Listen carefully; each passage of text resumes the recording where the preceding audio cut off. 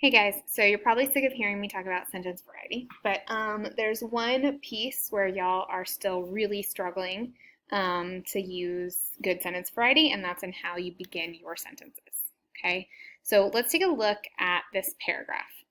James was extremely tired. He had been up all night thinking about his history exam. He sat at the kitchen table, just staring into his bowl of cereal. James's stomach was churning. He couldn't bring himself to eat anything. James could hear his parents talking, but he couldn't make out their exact words.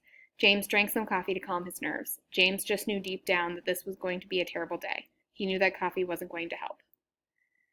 All right, so hopefully you noticed that this sounded somewhat repetitive, okay?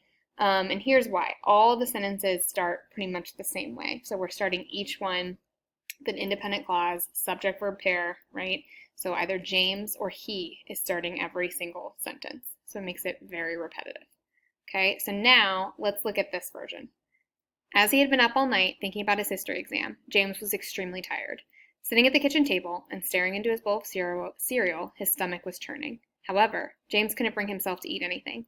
Although he could hear his parents talking, he couldn't make out their exact words. So, to calm his nerves, James drank some coffee. But deep down, James knew that coffee wouldn't help. This was going to be a terrible day.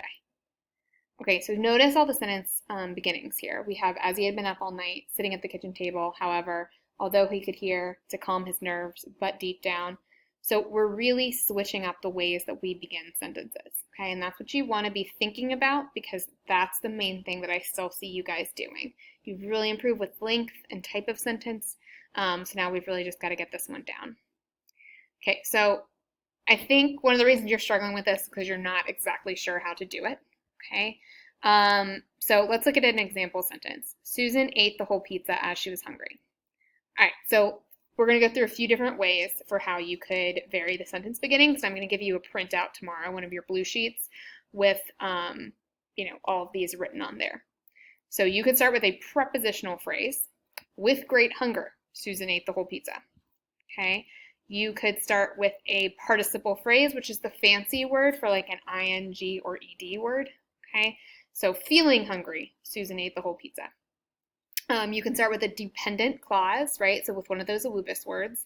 As she was hungry, Susan ate the whole pizza.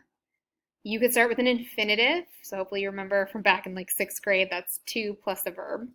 To satisfy her hunger, Susan ate the whole pizza. You could start with an adverb or adjective.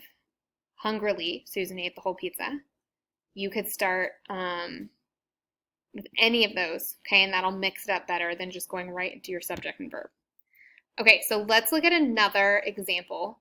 The candle on the table flickered and went out because there was no oxygen left.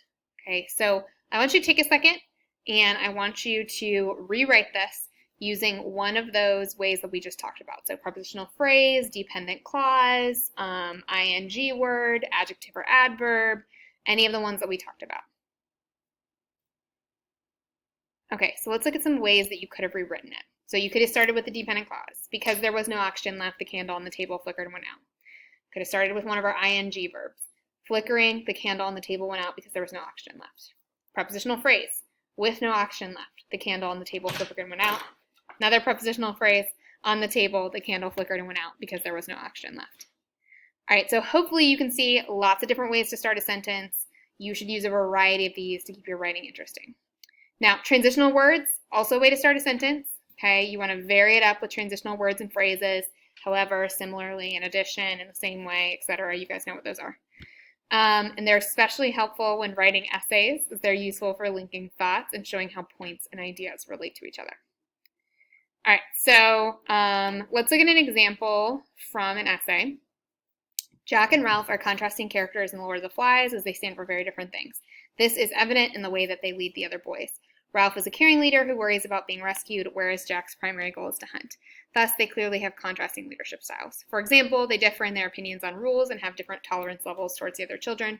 Furthermore, their attitude towards the beast clearly displays their different nature. I would say that's probably a little too many transitional words, but you get the idea, and you guys know how to use those. And you've got a list in your binder of lots and lots and lots of transitional words and phrases, so just refer to that when you want to add some of those in. Okay, so in general, we want to keep it fluent, we want to keep it interesting, so vary those sentence beginnings.